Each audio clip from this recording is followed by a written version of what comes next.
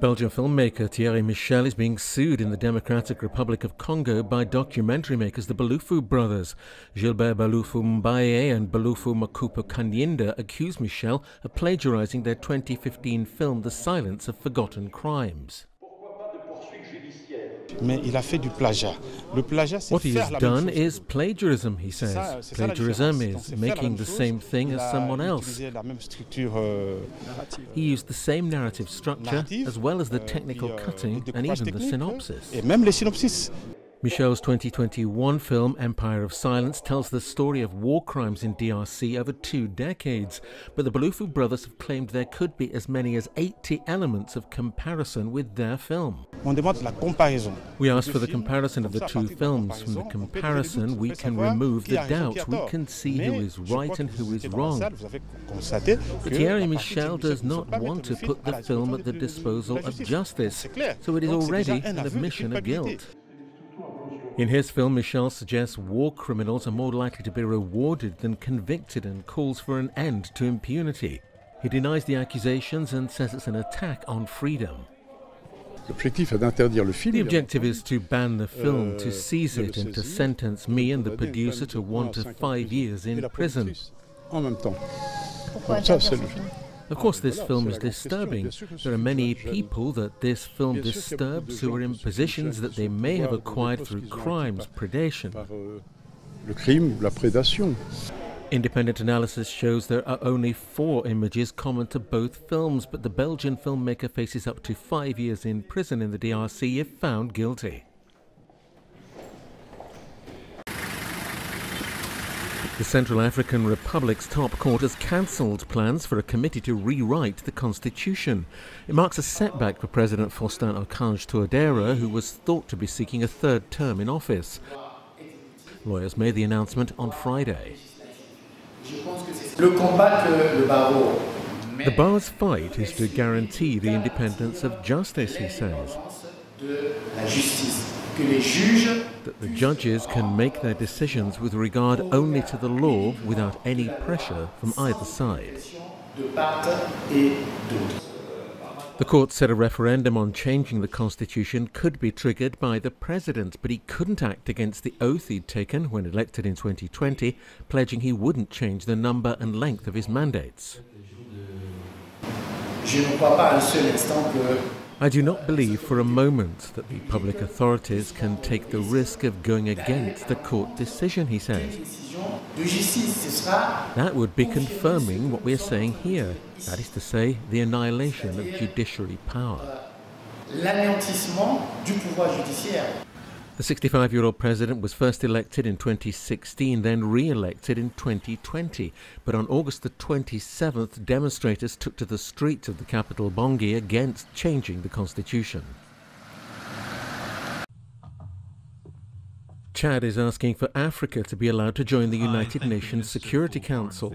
Speaking to the UN on Friday, Chad's Foreign Affairs Minister said it would correct an historic injustice and help countries in the G5 Sahel. On the reform of the Security Council, she said, the body responsible for peace and international security, Chad once again urges member states to move from the rhetoric to action in order to achieve the said reform and correct the historic injustice towards the African continent, which excludes it from full and equal participation in this body. Nigeria has already demanded 2 permanent seats to be allocated on the UN Security Council to Africa. But Chad is especially concerned about Mali's recent withdrawal from the G5 Sahel. Regarding the internal situation of the G5 Sahel, which recorded the departure of the sister Republic of Mali, we regret this withdrawal, she says, because Mali is a founding member of this organization. It has its place by our side. We will not be able to defeat terrorism, stabilize and develop the Sahel without a common fight and pooling of our resources. We hope that our Malian brothers will reconsider their decision and rejoin our common organization. The door of the G5 Sahel is always wide open to welcome them. In December last year, the UN and the African Union pledged to work together with the G5 Sahel and ECOWAS to improve security and governance.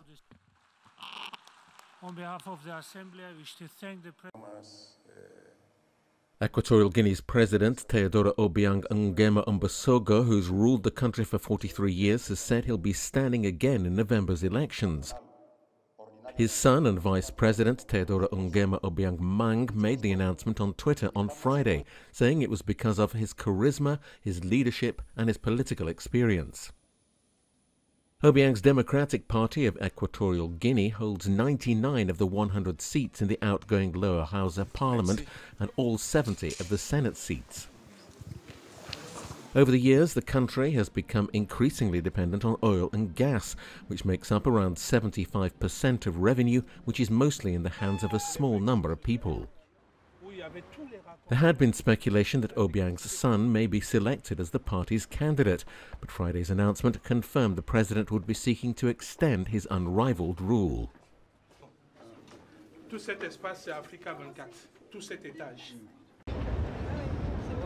In an ambitious mission to cut plastic pollution in the top 30 most affected countries, the Plastic Odyssey is set to cast off from Marseille on the 1st of October. It's a 3-year expedition to Southeast Asia, Africa and South America, training hundreds of people to recycle waste into useful objects. We'll be making 30 stops in Africa, South America and Southeast Asia, he says, and the aim is to train 300 recycling entrepreneurs who will be able to set up micro-factories and process waste before it ends up in the ocean. The 20 crew members, as well as encouraging recycling, will also run awareness campaigns on the need to reduce the amount of plastic in our daily lives at each of its stops. 90% of ocean pollution comes from about 30 countries that don't have the means, that don't have the infrastructure for waste management, he says. The current situation is there, it's like that. We have a heritage of 5 billion tons of plastic in unauthorized dumps. How can we turn it into a resource to turn a problem into a local solution? The ship provides a zero waste and zero plastic living space. Sustainability is key. Foods are carefully stored and visitors from all over the world will be able to observe the innovative machine tools. We're in the heart of the boat, he says, in the recycling workshop. This workshop will be used for training at each of the ports of call, and so we have several machines which are used for training and demonstration. The 40-metre-long Plastic Odyssey is even powered by plastic waste. It's supported by the Provence-Alpes-Côte d'Azur region and by various private sponsors.